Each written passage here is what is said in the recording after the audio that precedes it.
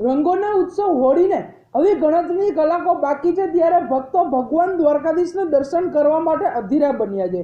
હોળી ઉત્સવ હોવાથી દ્વારકાધીશ જગત મંદિરમાં ફૂલડોર ઉત્સવ ઉજવવામાં આવશે, ત્યારે ભક્તો ભક્તિના રંગમાં રંગાવવા માટે દૂર દૂરથી પગપાળા ચાલીને આવતા નજરે પડે છે।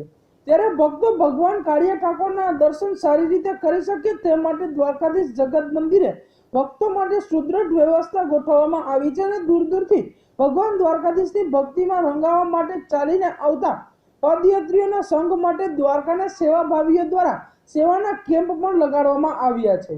ઠેર ઠેર સેવાના કેમ્પ જોવા મળી રહ્યા છે, ત્યારે ભક્તોને કોઈ પણ પ્રકારની મુશ્કેલી ન પડે તે માટે મેડિકલ કેમ્પ, ચા નાસ્તાના કેમ્પ, ભોજનના કેમ્પ, આરામ કરવા માટેના કેમ્પ સહિત પદયાત્રીઓના પગચંપી કરવા માટેના કેમ્પ પણ લગાડવામાં આવ્યા છે। ત્યારે પગપાળા ચાલીને ન આવી શકતા ભક્તો ચાલીને આવતા પદયાત્રીઓને કોઈ પણ જાતની મુશ્કેલી ન પડે તે માટે આ કેમ્પોની વ્યવસ્થા કરે છે।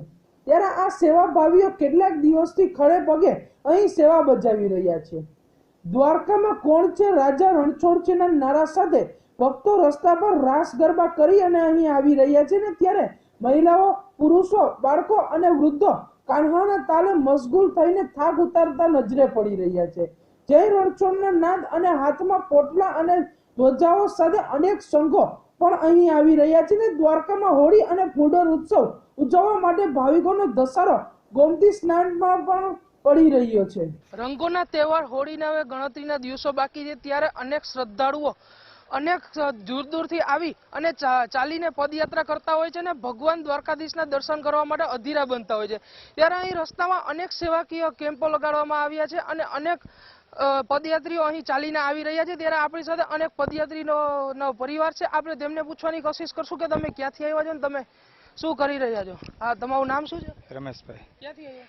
અમે જામનગરની બાજુમાં ધુમાવથી આવી છે અને છેલ્લા 4-5 વર્ષથી આ દ્વારકા હાલીને પગપાળા યાત્રાએ આવી છે।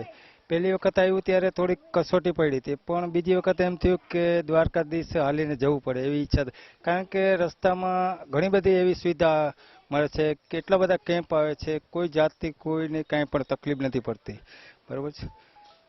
અને અમે તો વધીને આ 150 કિલોમીટર થાય, પણ બહુ દૂર દૂરથી યાત્રાળુ આવે છે। ખરેખર ધન્યવાદ તો એને કે દેવાય કે જે આ લોકો કેમ્પ કરીને આપણી સેવાઓ આપે છે એને ધન્યવાદ દેવાય।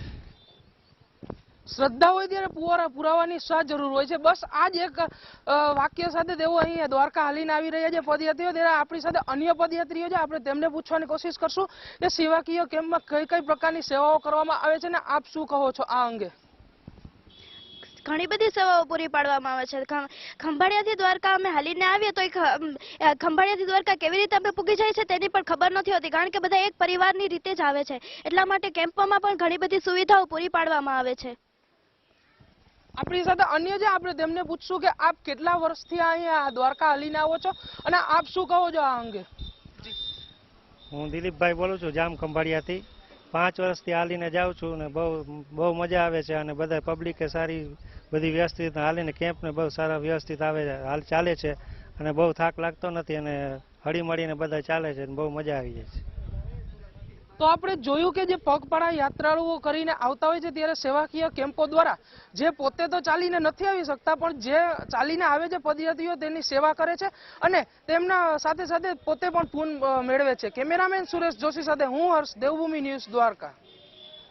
દ્વારકાથી ચરકલા રોડ ઉપર દ્વારકાથી 8 કિલોમીટર શ્રી સદગુરુધામ ભારતી આશ્રમ આવેલ છે, જેની સ્થાપના બ્રહ્મલીન શ્રીમાન શ્રી સિદ્ધેશ્વર ભારતીજી મહારાજે 1/1/98ના રોજ કરેલ, જેઓ હાલમાં 40 દિવસ પહેલા જ 31/1/2019ના રોજ બ્રહ્મલીન થયેલ છે અને એમણે સ્થાપેલ સિદ્ધાંત પરંપરા મુજબ આ આશ્રમમાં ક્યારે પણ આવનાર પદયાત્રિકો 12 માસ તેઓ અહીં વિસામો લે છે। ચાના સમયે ચા, નાસ્તો, જમવાનું, અને અત્યારે હોળીના સમયમાં બાજુમાં જ જામનગરનો કેમ્પ લાગેલ છે, જ્યાં આવનાર યાત્રિકોને જમવાની તમામ સગવડ છે। અહીંયા યાત્રિકો આરામ કરે છે, નાહવું, ધોવું, ચા, પાણી, નાસ્તો એના સમયે જેને જરૂર હોય એને પૂરી પાડવામાં આવે છે અને આ પરંપરા સદગુરુદેવ શ્રીમાન શ્રી સિદ્ધેશ્વર ભારતીજી મહારાજના આશીર્વાદથી ચાલુ છે અને રહે તેવી એમના ચરણોમાં પ્રાર્થના।